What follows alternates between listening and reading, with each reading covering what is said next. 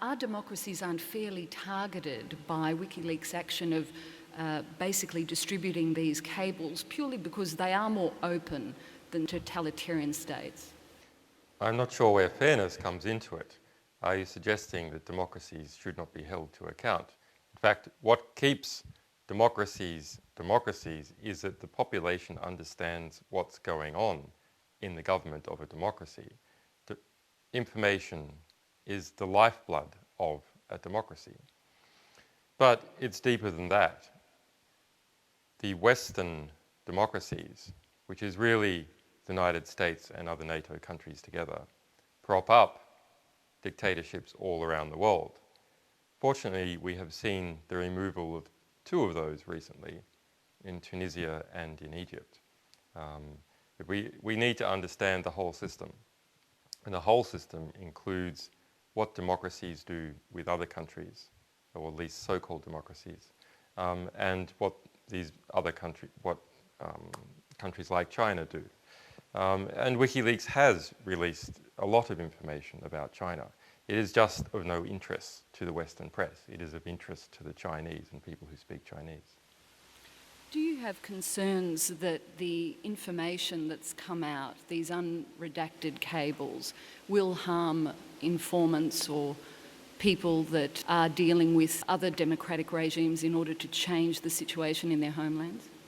Last year we enacted a program which involved 90 organisations spread over 50 countries, a very complex procedure, the largest media consortium that has ever been put together to go through these cables and redact them, feed us back the redactions. We publish the original cable alongside the stories that are published in the rest of the press. So that complex procedure was something of our devising.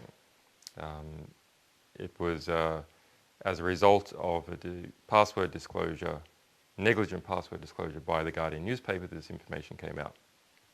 That said, I think the negative impact of the recent release of the extra material that we hadn't yet released will overall be extremely beneficial. There may be some individual cases which are difficult. So far, there's no allegation, including by the United States, that any of our publications ever, across 120 countries, 4.5 years, has led to the death of a single individual.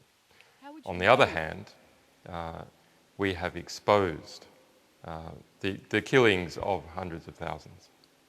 How would you know, though, if a killing has occurred as a result of a name appearing in a WikiLeaks cable? It doesn't follow that anyone would find out, would it? There are certain organisations, such as the US State Department and the US military and opponents in the press, that look every day for information to criticise us with. So we have enemies, they are powerful enemies, and if they had a single skerrick of information, they would make sure it came to the public very rapidly.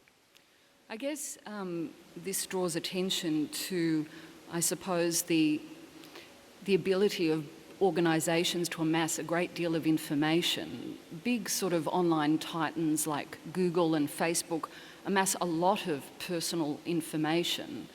What's your take on their approach to privacy and the way they use that information and monetise it? This is a serious problem. The internet, while yes, it permits more and more people to publish cheaply because of the barriers to entry are low, and has, as a result, been a great boon for democratic processes around the world. Also, is the world's greatest spying machine, something that could not even be dreamt of by George Orwell for 1984. Did we put our family connections, our business relationships, our letters to each other, we expose the interior of our minds when we search on Google for one word or another. And all that information is centrally stored, correlated, and sold. Now, most of those big titans are in the United States, so they are also susceptible to US intelligence requests. In fact, our records at Google have been the subject of Patriot Act requests. Our records with our internet service providers in California have been the subject of those requests. Our records at Twitter have been the subject of those requests, done in secret. They've tried to preserve the secrecy, but we've found out through other mechanisms. We have previously released guides that Skype and I'm not sure if perhaps Facebook, I can't remember, have made secret guides for intelligence agencies and for law enforcement, giving them a smorgasbord of information, how they can get it, automated interfaces, and so on. That's the new reality, that because knowledge is power, people are accumulating knowledge using the internet. Those who already have power are getting much more power by understanding the core motivations and connections of powerless individuals, the average people in the society. Information is being passed up, but it is not being passed back down in anything like the proportion that it is going up. And that is why projects like WikiLeaks are necessary. Are these organisations... to try and revert the power. Are these organisations like Facebook and Google less accountable For an than example, democratic governments? Well, democratic governments are no longer really accountable because any sophisticated Western government uses private organisations to perform many of the functions that it does not want to have democratic accountability on. For instance, we released information showing that US counterintelligence operatives working for the US military were instantly turned as contractors to people working for US defence contractors, sitting in the same chair, sitting in the same office. So they're completely removed from all accountability mechanisms, and then 6 months later, they are back in the same chair, this time under the US military. So government is not accountable because private institutions have merged with government and private institutions are not accountable. We can look at a big attack on us. All the material is publicly released. Bank of America hired 3 private intelligence contractors in the United States, one of them a company called HB Gary, budget of $2 million a month to smear us, to try and hack us, and so on. So big corporations are now part of what I describe and what others are describing as a national security shadow state. They are engaging in that particular case, clearly illegal activity, absolutely immoral activity. Visa, which has blockaded us on behalf of Washington, not on behalf of the United States government. There's no government request, just on behalf of the Washington Patriot Network. Visa and other big banks from the United States have blockaded us. But what does Visa do? You talk about Facebook, let's look at Visa. Visa knows within a second when you go to buy a Coke, if you buy it with a Visa card, even if the bank it's connected to is in Australia, even if it's a Russian bank, all that information flows back to the United States to give fine resolution detail into everyone's economic purchases, behaviour, where they're moving around, etc. It's a very difficult situation. Visa is now the largest currency in the world. Australians cannot give money to WikiLeaks using their Visa card. Just moving on to one other issue. Using their Visa card. It's in relation to the phone hacking scandal in the United Kingdom. Do you see anything wrong with using information obtained through phone hacking? It's all about power and responsibility.